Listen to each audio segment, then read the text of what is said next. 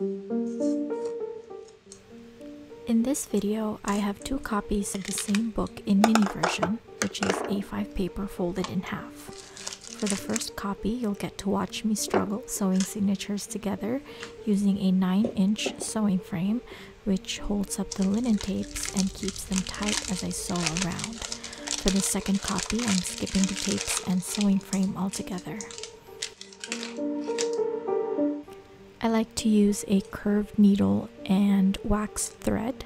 You don't have to buy pre-waxed thread since those are obviously a bit more expensive than regular thread or floss, whatever you call it. You can use the thread in your grandma's sewing kit and just run it through a block of beeswax, which can go for about $3 on Amazon. I like the curved needle because it's easier to slide between pages and signatures, especially towards the end when you're securing or knotting the thread. Linen tapes are used to reinforce the spine along with secure stitching and mull, which I'll show you in the next video. For small thin books like this one, it's not necessary to use tapes, but I'm using them anyway to demonstrate how they're applied.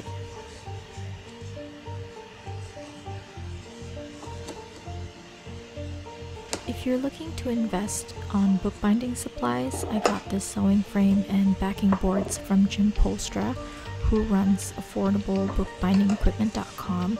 He's based in Lodi, California, which is less than an hour away from me, so I actually drove down there to pick up my orders and save on shipping fees. He's a really nice guy. I'll leave a link down below so you can check out his wares.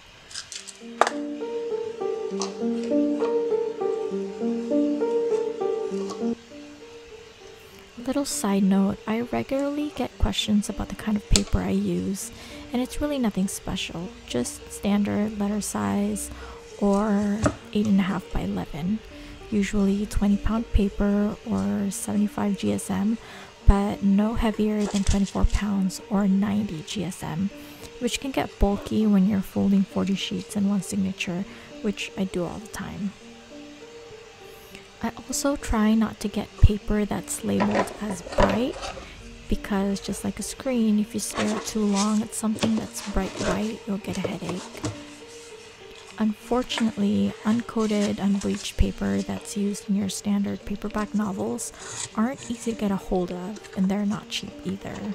Trust me, that was the first thing I looked into back in March before I started bookbinding. You could try cream-colored paper, but again, they're not as accessible or as cheap as white paper. For someone like me who goes through an entire ream in a week, the paper alone could kill my budget. So I buy a box of 10 reams from Costco, which is probably 5,000 sheets a box, if I remember correctly. If you're looking to bookbind 1 or 2 books, try non-white paper.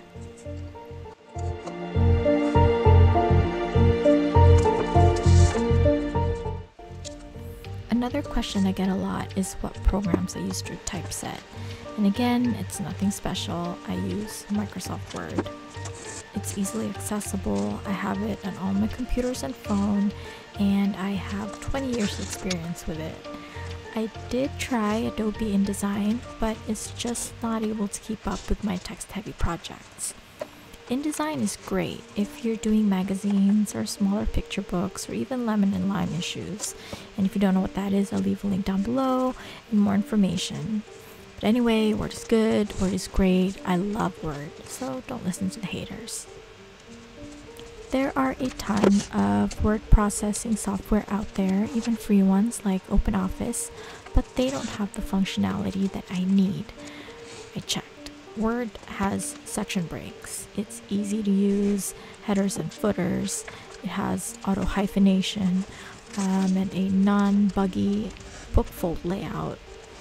So I don't mind paying $70 a year for a Microsoft 365 subscription because it also comes with Excel, which is yet another important software I use for bookbinding, but that's for another video.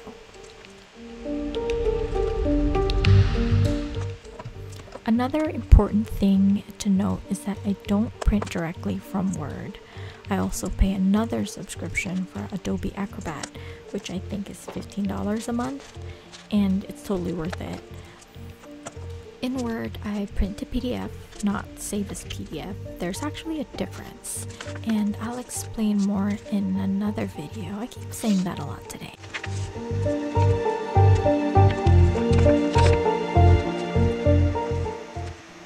I also got another question about where to source materials and tools if you're a beginner. I mean, I'm a beginner too, really. I've only been doing this for 4 months, which is crazy to me because I've made at least 45 to 50 books by now, including dupes of author's copy and my copy. I already have a video planned out where I'll discuss where I buy my bookbinding supplies, so subscribe if you haven't already and hit that notification bell if you want to get alerts when I post a new video. And that's it for today. Thanks for watching. Don't forget to hit like or leave a comment if you have any questions that you'd like me to answer on my next Q&A video.